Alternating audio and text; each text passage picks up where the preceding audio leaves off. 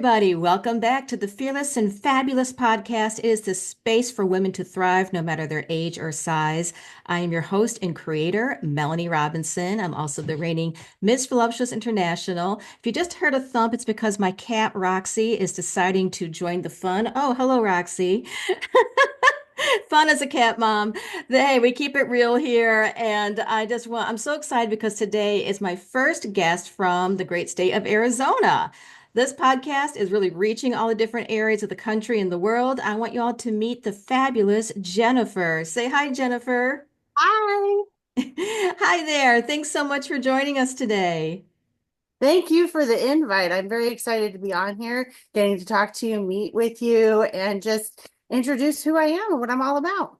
Yeah, I mean, you and I have been on touch online for a little while now. It's just the good part of social media when you get to connect with people who are in the same world as you. And so we're finally getting to talk, you know, as close to person as possible. So that's a real plus for sure.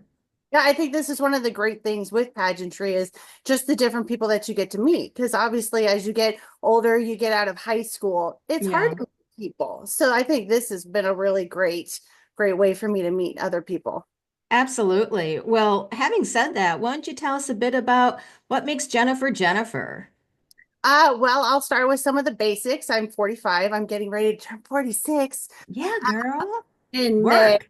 I know. I love to travel. I'm an oncology nurse, so I've been a nurse for 14 years, but I've actually been working in oncology for almost 3 years, and I think that that's my passion. I think I'm happy where I'm at. I've been around the block in nursing, and I've tried different areas, so oncology is definitely my go-to. I have a corgi, so I am a big addict to corgis. If I could own a whole farm of corgis, I would start my own puppy yoga with corgis. I've seen several of those. I'm married, no kids, and like I mentioned, I'm a world traveler, so I love to get out and travel. And then, my fun hobbies are meeting other ladies, getting in the community, and being a part of pageants. Amazing. Well, as you just noticed, I'm a cat mom. She made a crazy rude, appearance, Roxy. But yeah, I'm a big animal lover as well, and a big fan of traveling and meeting all kinds of people and cultures. And so you mentioned you're turning 46 soon. Happy birthday in advance. And I'm 54, so I really love the fact that you're in pageants because one of the things that I really strive for is more positive representation of women over 40. And pageants is one place where we can definitely break more barriers. So let me ask you this then. How long have you been doing pageants and what got you started? I'm a late in life pageant girly. I actually Mhm. started it until 2019. I never thought I could be involved in pageants. And it was from one of my friends who had posted a picture of her with a sparkly crown and sash. And I went, wait a second. You're, in your 40s, you're curvy. What do you mean we can do pageants?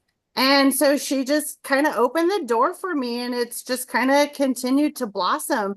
And I feel like the pageantry has been that push and that motivation I need to do exactly what I've said I've always wanted to do, Mhm. which is be a part of the community and give back. So it's given me that motivation and that push to do my goals. And I'm similar too, because I'm a military spouse, and so one of the ways that I find new connections is through volunteering. And the fact that pageantry has such a large component of service is something that attracted me as well. Yeah, and it's helping me, have to find more ways to get involved. So I get involved through different walks that are raising awareness for things. I found different food banks. The Feed My Starving Children. I didn't know that existed. And talking Mm. with people where I work, they gave me that idea, and I've been able to get involved with that. And that's a great program to be a part of. And then I just recently signed up to be a volunteer for Make a Wish. Oh, So, wonderful. yeah. That's fantastic. It's so, first of all, congrats on your title. Can you let us all know what your title is? So I am the Ms. Arizona with International United Miss, and they've actually been around since 2016. So they're getting close to their 10-year anniversary. Nice. So what attracted you to this particular system? I was friends with Brandy Joe, and she was the reigning Ms. for them a few years back, or what, 3 years or so back. And I had just finished in another pageant and not knowing where I'm going to go next with my pageant journey. And she reached out to me and was telling me all the great things about IUM. And I looked into it a little more, and one thing led to another. And in 2021, 2022, I competed in 22 with them. I went and competed for my first time with them as Ms. Arizona. And although I didn't win, I had the best time of my life there. The parties that they do are fantastic. I love the directors. I love the sisterhood that they try and create and promote. And they've really been pushing the sisterhood in their initiative of Be Heroic. So I took a break from pageantry to get my master's degree, and then I've come back because we all know that there's a lot of work and time and energy that goes into a pageant. So doing my Yeah. master and that was too much. So, Well, first of all, congrats on getting your master's. That's a huge accomplishment. I totally understand where you're coming from because I have a master's degree as well, and I got it when I was 20 years younger, and that was hard enough. And so trying to do that a little later in life, I mean, that's not easy. That's not easy at all, and plus you're working at the same time, right? oh yeah. So, considered a full-time student, full-time employee. So I definitely had to balance out my days of homework, work, personal life, because you got to take breaks and whatnot, because you can only write so many papers before you want to start ripping your hair. I don't miss those days, girl. I don't miss those days. No, and in fact, I sit here now and go, wow, I have so much free time. So, And I think that's amazing that you gave yourself the space to pursue that goal and not totally overwhelm yourself by trying to do pageants as well. Because one of the things that maybe some people who watch or listen to my podcast is that they don't really see all that we do behind the scenes. So let me ask you this. What was something that you were surprised to find out about pageants when you started? I was of that mindset, and I really want to pull them from the Miss Congeniality movie. Hmm. I'm Sandra Bullock. I thought beauty pageants was all about putting on a crown, makeup, a dress, and walking around. And it was just like, that what a lot of people perceive as a beauty pageant. Yeah. But there's so much that goes into it because it's really about the giving back to the community and helping others. So that aspect of it's been truly eye-opening. And the meeting women and really celebrating them, the sisterhood. So, those have all been eye-opening. And these ladies too that I meet from age 5 all the way up, they're so smart and intelligent and funny. And Yeah. so you don't see that, you don't hear that with pageantry. It's just one perspective that people think of. And so I've learned so much just being a part of a pageant. And I think that's something that I think we pageant girls need to be a lot more open about is the work that we do not only in our communities, but on ourselves as Yeah. well. I Yeah. know for me, this last year when I was preparing for my title, is that I did a lot of self-reflection in areas in my life that I felt I needed to get out of the way in order so my thinking could be clear and I could have a more positive mindset. So, what's something that you've had to work on for yourself? Yeah, I would definitely agree with you. It's definitely there's a personal journey that goes Hmm. with pageantry. And I think that helps us learn more of who we are, who we want to be, our purpose, where we want to go with that in the future. I think that's kind of something that I've learned. I've learned about my quirks and why I'm a certain way, why I respond to things a certain way from past traumas that I've maybe experienced in my Yeah. childhood and my adulthood, and how can I grow from that and, help others. Yeah, and I think that is probably the toughest but most beneficial part of this journey is figuring out why do I do the things I do? And then you have to really dig in, and sometimes that work is painful. But I don't know I don't know, for you, but for me, when I started realizing the way I react to certain things that would trigger me, I had to figure out why it triggered me and then what could I do instead of getting triggered so hard. Was that something for you as well? Yeah, I think so. And I think going with my husband, he deals with anxiety and depression. So Hmm.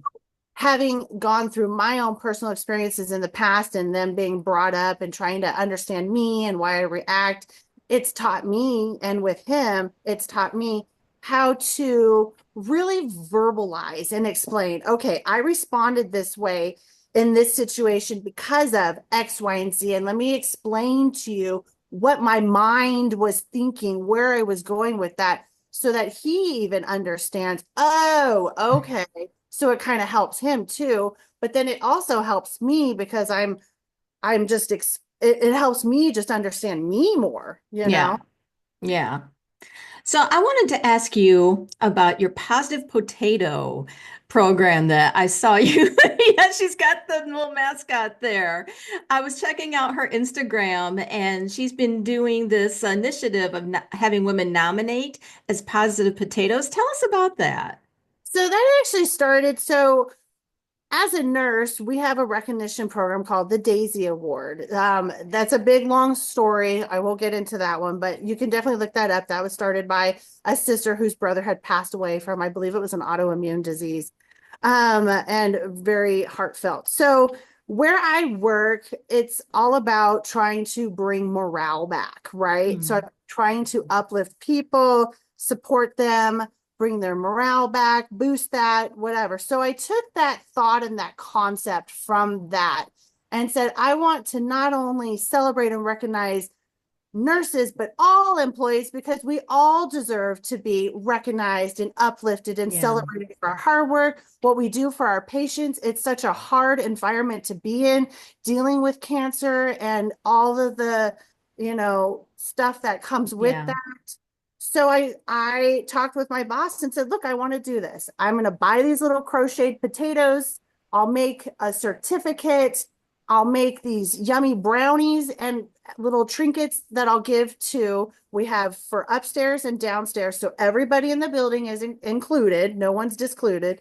And I allow the employees to decide and vote. And then at the end of the voting time, then we announce the two winners. Okay. So going from that, I'm like, I want to bring this into my pageant experience and celebrate my sisters that I know are out there in the community doing so much good, promoting kindness and trying to help others. How can I do this? So it's been a work in progress. I've been learning to try and figure out how to do the best way to put the voting system. I think the best way now is just to post it on my main social media page instead of just in the stories. And I see I can add a poll. So I'm learning how to do social media too and allow people to vote there, but I can share that into my Hmm. to engage people to come over to my page and vote. And then it tallies up the vote. So I like that better because it keeps the voting going versus on the story. You only get so much time and then it Yeah. expires. So I think I like this way. But so when I'm done, both ladies are still gonna get, little gifts from me, but one will get the potato and the certificate. I just love that. What has the reaction been to this since you started it? It seems to be really good. And right now, this round, these ladies have been having fun with it and getting engaged. And they're like sharing that link. They're like, vote for me, vote for me. So it's fun. It's fun interaction. And I really like that. I really like to be able to do this. It puts smiles on people's faces. It makes them happy. It's just fun. And, I think that it just brings home the fact that small gestures of kindness just go such a long way. I mean, it doesn't matter how big the thing is. It's just being appreciated, I think, is what people really look for. And the great Maya Angelou once said, people may not remember what you said, but they remember how you made them feel. And I think you're doing a wonderful job with that. Yeah, thank you. Yeah, I think it kind of fits into, I just kind of rebranded my platform again, not have been, a newer pageant girly.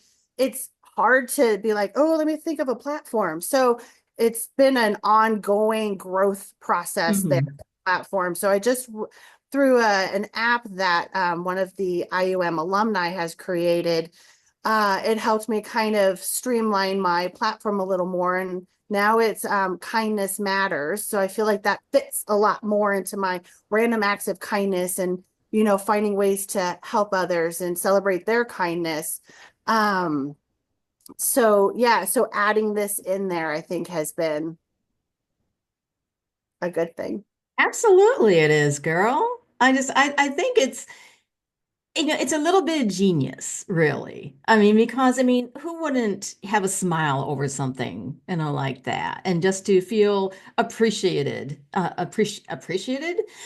Is that a word? Appreciated for, what people do for one another. Yeah, And I want it to be like the Oscars for kindness. the Oscars for kindness. That's amazing. So I also wanted to talk to you about, and we touched on this before we started our episode, is sometimes, especially in pageants, but I don't think it's just in pageants. I think it's just for a lot of women that feel this is when they are put on, have the light shown on them, that they suddenly have to be somebody that isn't necessarily who they really are. And you mentioned that you struggle with that a little bit. Do you mind sharing a bit how you feel? It's hard. I struggle with that because it's hard sometimes when the camera's on you or you're sitting in front of somebody, you're doing an interview. You want to make sure you say the right things, that it's Hmm. eloquent, that you're not doing that and saying all the time because you're trying to think of the right words to say. So yeah, I mean, even now I still struggle and have a hard time. So I really like doing things like this to help me to allow me to learn how to just relax and just Hmm. talk and be who I am.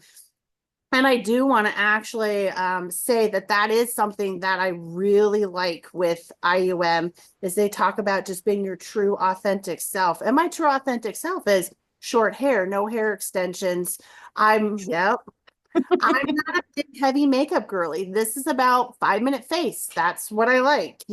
So I like that they're not into the heavy glam. They want you to be you and just Hmm. talk and relax and not worry about having to put on a show.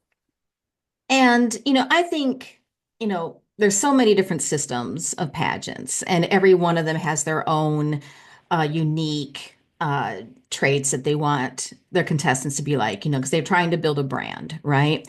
And I think there's always a place for the super glam and everything is, really how you walk and present and all those things. I think that's fabulous. But I do wish that overall pageants really emphasized more who the whole woman is. I think we Right. see glimpses of it sometimes with onstage questions, but by and large, I think it's still a lot of, the dresses and, there's a fitness component, and those types of things. So if I were to say to you, you get to be a director for a day, what would be something you'd want to see put into pageantry if you could? Um, ooh, I love that one. All right. And there's no wrong answer, obviously. But so being a director in general is already a hard role. Uh, Hmm. but if I got to be a director for a day, I mean, I I like the idea of fitness wear, you know what I mean? Because that's what I pretty much live in. I'm sitting here in yoga pants right now, and I just put on a cute top for this. Nice. I mean, I live in fitness wear. So I think being your comfy casual self, whatever that is, if it's a sparkly gown, if it's yoga pants, you know what I mean? I think I would just want to maybe have a, like how they do gown and interview and all that. Maybe have a time where you can go on stage and whatever that is, obviously with clothes on. Um, I'll throw that one out there because I know that can get spun a whole different way. In whatever it is that you want. So whether that's you feel the best and you're happy and comfortable in a sparkly gown, or you're like, girlfriend, I'm good in slippers and yoga pants and a bra top. You know what I mean? That might be the let's have fun with this kind of category. I like that.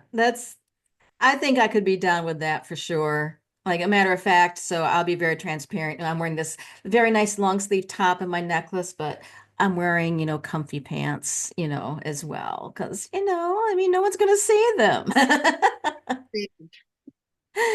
I'm still feeling fabulous, so that's all that really matters. And I do too. I have the best yoga pants, I'm just gonna say. So Jennifer, tell us about a time or something where you felt really challenged and you found your way through it to the other side. What's something that you've had to work through in order to be more fearless in that area? Well, I mean, I would probably say being a nurse, I think Mm, that's a hard role to be in. yeah.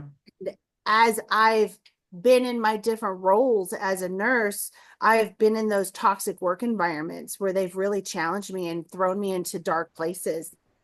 But I've persevered and pushed through them. And now I'm in a situation where I love my job. I love my boss. I love all my coworkers. Like, I can't imagine going anywhere else. I've been there for almost 3 years. So nursing's hard to begin with. They always Yeah. talk about the eat your young club because the older nurses can be mean. And I've worked for managers in healthcare that have made it clear they hate nurses, but they have to have them. Hmm.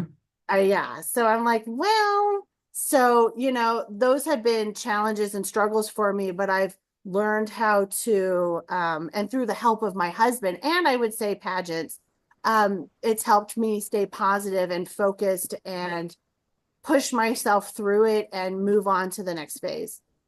Good for you. And I mean, I think that's something that is a benefit of being a little older is you know who you are a lot more and you're willing to set more boundaries for what you'll accept and not accept. And I think it's true what they say, with age comes wisdom. Hmm.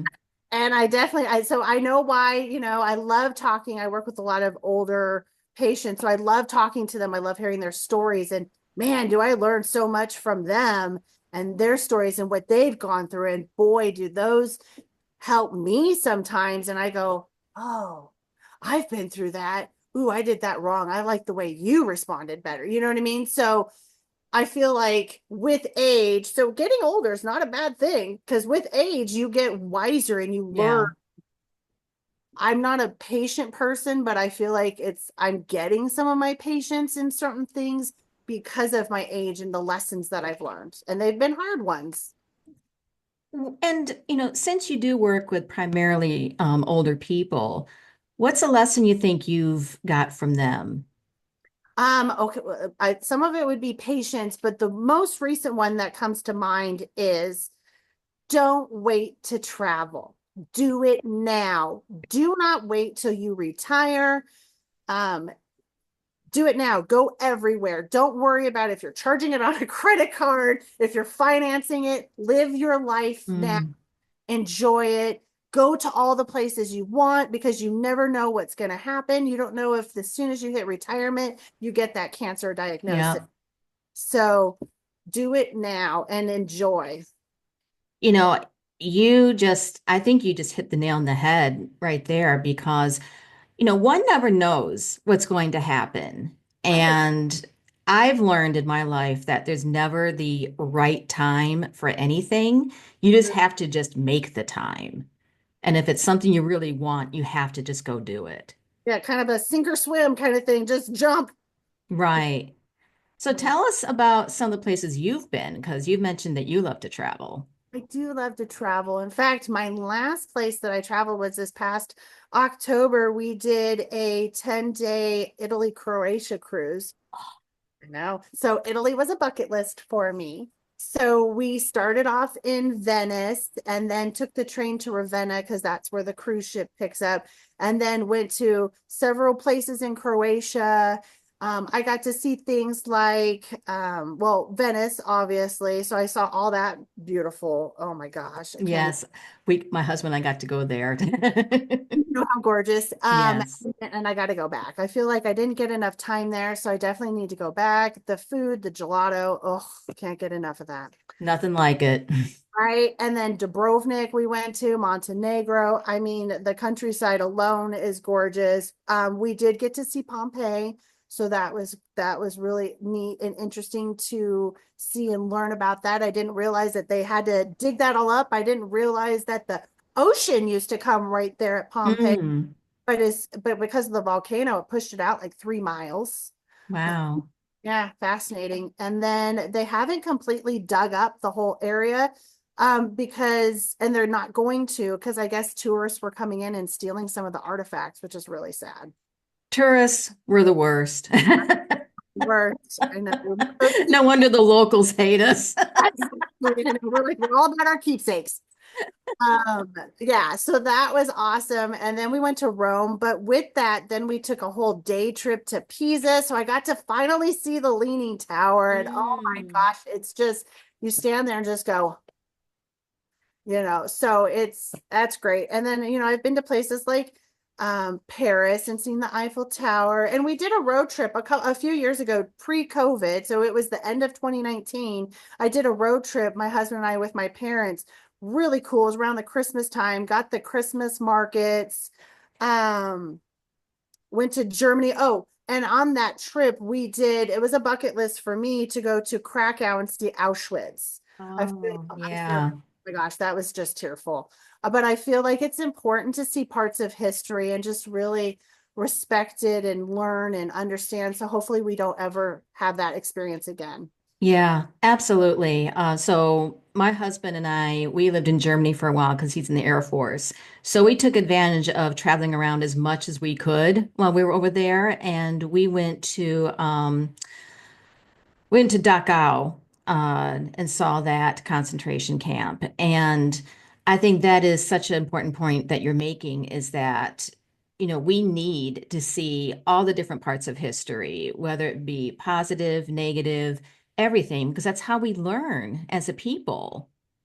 Yeah, I agree. Yeah, we went to Berlin. So they have their, what is it? It's like a whole memorial for all the Jewish Yes, people that died. Um, yes, so we saw that as well. It was for a while we're like, we don't understand this, and then we've kind of, because it's all these like long brick type of statue things of all different sizes. Uh, right. it's supposed to explain, I guess, the death of the million Jews killed. And it's the monument where it's kind of like a huge, kind of like a maze. Yes. Right. So the way I understood it is that it was trying to replicate the feeling of being one of the Jewish people there where you didn't know what was around the corner. Oh, that's so. So, I mean, yeah, it's very impactful to see for Absolutely. sure. Yeah. Yeah. And we did go to the Jewish ghetto there in Germany, saw that, and Hmm. Oscar Schindler's um, factory as well. And what a wonderful man he was for trying to help. Yeah. So, what's on your bucket list for traveling next? Tell me one place you're planning to go if you can. Well, we have a lot of places on our Yes, we do too. I do things like Japan. I want to go back to Paris because obviously being a Disney girly, I want to experience Disneyland Paris. So that would be a reason to go to like Japan, the Tokyo area and do Tokyo Disney. Would love to be in Australia and New Zealand. Where else? There's a lot of places. Oh, Switzerland, I've never been, so I would like to go there. I've been to a couple parts of Norway, so I would like to go see more of Norway. I'm like looking up with an imaginary map, so that's what I'm trying to. Yeah, I mean, there's a ton of places. Yeah. I mean, I I mean, think just the main thing is just try and see the world as much as you oh, can. Spain. I gotta see Hmm. Spain. Spain's on our bucket list too. Right. So you're going to be a little bit jealous of me because my big prize from winning my title is going to Disneyland I Paris. think I saw you post that. I'm so Yes. excited for you. It's got Very excited. Yes, my Miss counterpart, she and I, and then we're each bringing our partners, and we're going to be staying at a resort for 2 days at Disneyland Paris and experiencing it. So I was going to put a little plug here. If anyone is looking for a great pageant to do, Miss Voluptuous Pageants is still accepting delegates. So there's my plug right there. But I wanted to before, oh my goodness, because our time is winding down, surprisingly. Just this has been an amazing conversation. I always end my podcast asking my guest, what is something that you do that makes you feel fabulous? Um, oh goodness. Well, I mean, traveling always makes me feel fabulous, but I really do love doing the positive potato because I just love the smiles and how it makes people feel. And oh, I make kindness pouches. So when I travel, Mm. I give those pouches to like the flight attendants because they're some of the hardest working Oh, people. that's so nice. Yeah, so I feel like the random acts of kindness, they're heartwarming. They like literally make my heart smile. That's amazing. Yeah, it makes me feel good too, and I'm able to make someone else's day feel better. Right, right. Yeah. So, tell us when your nationals are happening. Nationals are happening this July in Orlando. So July 13th, they do a free live stream. So stay tuned for that. Fantastic. Yes, it'll be listed. So a whole week. Wonderful. Well, we'll have to follow your journey, and I thank you so much for joining us. We'll have to do a part two because there's so much more I want to ask you about because this has been fantastic. Well, Thank you so much. thank you. And I will link Jennifer's socials to this video, and you all should follow her Positive Potato program, cheer her on as she's going on to nationals. You're going to do great. I just know it. Aw, thanks, girly. Thank you. And thank you all for joining us at the Fearless and Fabulous podcast. It is that space for women to thrive no matter their age or size. And we'll see you again next time. Bye now.